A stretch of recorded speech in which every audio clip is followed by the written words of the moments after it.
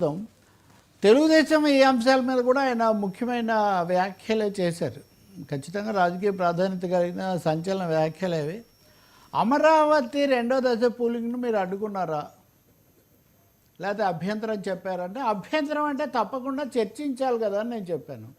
రెండో దశ పూలింగ్ అనేది నేను మీడియాలో చూసినప్పుడు ఎప్పుడు కూడా ఆక్షేపణలు రాకూడదు కదా, ఏమీ లేకపోతేనే అవతల ప్రతిపక్షం మన మీద ఏదేదో అంటుంది. అటువంటిప్పుడు అందరికీ న్యాయం జరిగేట్టు పకడ్బందీ అయిన విధానంతోనే ముందుకు పోవాలి. కాబట్టి క్యాబినెట్లో చర్చించిన తర్వాత అడుగు వేద్దాము అని మటుకు నేను చెప్పాను. అంటే ఆయన ఖండించట్లేదు, ఇవన్నీ ఊహాగానాలని ఆయన ఖండించడం లేదు. మరింత జాగ్రత్తగా తీసుకోవాలి, మరింతగా అందరికీ న్యాయం జరిగేట్టుగా చూడాలి. అందుకోసం నేను ఆ మాట చెప్పాను, దాని మీద ఉన్నానని. ఇంకా ముఖ్యమైనది నిన్న కూడా మనం చర్చించాము.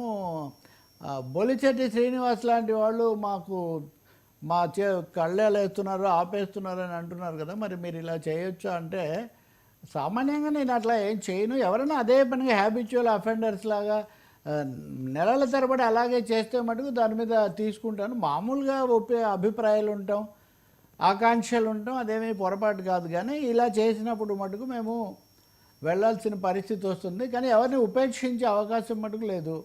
ఎవరైనా కానీ ఒక ధిక్కారం, ఒక అసమ్మతి తో ఇష్ట ప్రకారం మాట్లాడేస్తామనే లైన్ తీసుకుంటే మటుకు వాళ్ళ మీద కఠిన చర్యలు, శిక్షణ చర్యలు తప్పకుండా తీసుకుంటాము. కూటమి ఇలా ఐక్యంగా వెళ్ళాలి. ఎందుకంటే కూటమి అద్భుతంగా పనిచేస్తుంది. అది కూడా ఈ మొత్తంలో కూటమి చాలా అద్భుతంగా పనిచేస్తుంది. కాబట్టి దాన్ని డిస్టర్బ్ చేయడానికి ఎవరైనా ప్రయత్నం చేస్తే మటుకు నేను చెప్తాను.